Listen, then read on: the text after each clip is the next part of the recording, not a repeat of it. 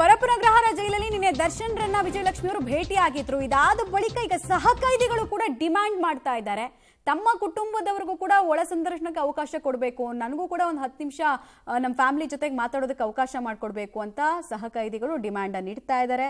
ಉಭಯ ಸಂಕಟವನ್ನ ತರುತ್ತಾ ಜೈಲಧಿಕಾರಿಗಳಿಗೆ ಅನ್ನೋದು ಪ್ರಶ್ನೆ. ತೀರಾ ಅನಿವಾರ್ಯ ಪರಿಸ್ಥಿತಿಗಳಿದ್ರೆ ಇದೆ ಅಂದ್ರೆ ಮಾಡ್ಕೊಡ್ತೀವಿ ನಾವು ಅವಕಾಶ ಅಂತಿದ್ದಾರೆ. ಬಟ್ ಎಷ್ಟು ಜನಕ್ಕೆ ಅಂತ ಮಾಡ್ಕೊಡೋಕ್ಕಾಗುತ್ತೆ? ಬಿಕಾಸ್ ನಿಮಗೆ ಗೊತ್ತಿರ್ಬೋದು, ಪರಪ್ಪನಗ್ರಹಾರದಲ್ಲಿ ಆಲ್ಮೋಸ್ಟ್ ಅಂಡರ್ ಟ್ರಯಲ್ ಪ್ರಿಸ್ನರ್ಸ್ ಇಂದ ಹಿಡಿದು ಸಜಾ ಕೈದಿಗಳ ತನಕ 5,000ಕ್ಕೂ ಹೆಚ್ಚು ಜನ ಇದ್ದಾರೆ. ಎಲ್ರಿಗೂ ಎಲ್ಲಂತ ಅವಕಾಶ ಮಾಡ್ಕೊಡಕ್ಕಾಗತ್ತೆ ಅನ್ನೋದು ಪ್ರಶ್ನೆ. ಡೀಟೇಲ್ಸ್ ಕೊಡ್ತಾರೆ ನರಸಿಂಹಮೂರ್ತಿ. ಈಗ ಜೈಲಧಿಕಾರಿಗಳಿಗೆ ಉಭಯ ಸಂಕಟ ತರುತ್ತಾ ಈ ವಿಚಾರ ಅಂತ? ಬಹುತೇಕ ಅದೇ ರೀತಿಯಾಗಿ ಕಂಡು ಬರ್ತಿದೆ ಮಮತಾ. ಯಾಕಂತ ಹೇಳಿದ್ರೆ ನಿನ್ನೆ ದರ್ಶನ್ಗೆ ಅವರ ಕುಟುಂಬಸ್ಥರಿಗೆ ಒಳ ಸಂದರ್ಶನಕ್ಕೆ ಅವಕಾಶವನ್ನ ಮಾಡಿಕೊಡ್ಲಾಗಿತ್ತು. ಹೀಗಾಗಿ ಸಹಜವಾಗಿ ಇವತ್ತು ಸಾಕಷ್ಟು ಅರ್ಜಿಗಳು ಬಂದಿದ್ದಾವೆ ಅಂತ ಹೇಳಿ ಸಾಕಷ್ಟು ವಿಚಾರಣಾ ಕೈದಿಗಳು ಹಾಗೆ ಈಗಾಗಲೇ ಸಜೆಯನ್ನ ಅನುಭವಿಸಿರುವಂತಹ ಕೈದಿಗಳು ಈಗಾಗಲೇ ಅಲ್ಲಿನ ಜೈಲಾಧಿಕಾರಿಗಳಿಗೆ ಮೊರೆ ಹೋಗುವ ಕೆಲಸವನ್ನ ಮಾಡಿದ್ದಾರೆ. ನಮ್ಮ ಕುಟುಂಬವನ್ನ ಆಗೋದಕ್ಕೂ ಕೂಡ ಅವಕಾಶವನ್ನ ಮಾಡ್ಕೊಡಿ ಅಂತ ಹೇಳಿ.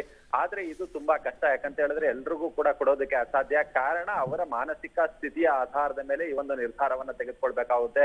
ಅಲ್ಲಿ ಯಾರು ಕೌನ್ಸಿಲಿಂಗ್ ಮಾಡ್ತಕ್ಕಂಥವರ ಅಭಿಪ್ರಾಯಗಳಿರ್ಬೋದು, ವೈದ್ಯಾಧಿಕಾರಿಗಳ ಅಭಿಪ್ರಾಯಗಳಿರ್ಬೋದು, ಅದರ ಆಧಾರದ ಮೇಲೆ ಇವರ ಮಾನಸಿಕ ಸ್ಥಿತಿ ಹೇಗಿದೆ, ಸ್ಥಿತಿಗತಿ ಅನ್ನೋದ್ರ ಆಧಾರದ ಮೇಲೆ ಈ ಕುಟುಂಬಸ್ಥರ ಒಳ ಭೇಟಿಗೆ ಅವಕಾಶವನ್ನ ಮಾಡಿಕೊಡ್ಲಾಗುತ್ತೆ. ಇಲ್ಲಿ ವಿಚಾರ ಏನಂತ ಹೇಳಿದ್ರೆ, ಕಳೆದ 2-3 ವರ್ಷಗಳಲ್ಲಿ ಸುಮಾರು 70ಕ್ಕೂ ಹೆಚ್ಚು ಮಂದಿ ಮಾನಸಿಕವಾಗಿ ನೊಂದು ಸಾವನ್ನಪ್ಪಿದ್ದಾರೆ. ಹೀಗಾಗಿ ಅದು ಘಟನೆ ಸಂಭವಿಸಬಾರ್ದು. ಆ ರೀತಿಯಾಗಿ ಯಾರಿಗಾದ್ರೂ ತೊಂದರೆ ಇದ್ದಂತಹ ಸಂದರ್ಭದಲ್ಲಿ ಅಂತವರ ಒಳ ಸಂದರ್ಶನಕ್ಕೆ ಅವಕಾಶವನ್ನ ಮಾಡಿಕೊಡ್ಲಾಗುತ್ತೆ. ಎಲ್ಲರ ಅರ್ಜಿಯನ್ನ ಕೂಡ ಪುರಸ್ಕಾರ ಮಾಡೋದಕ್ಕೆ ಆಗೋದಿಲ್ಲ ಅನ್ನೋ ಒಂದು ನಿರ್ಧಾರಕ್ಕೆ ಇದೀಗ ಜೈಲಿನ ಅಧಿಕಾರಿಗಳು ಬಂದಿದ್ದಾರೆ ಅಂತ ಹೇಳಿ ತಿಳಿದು ಬಂದಿದೆ.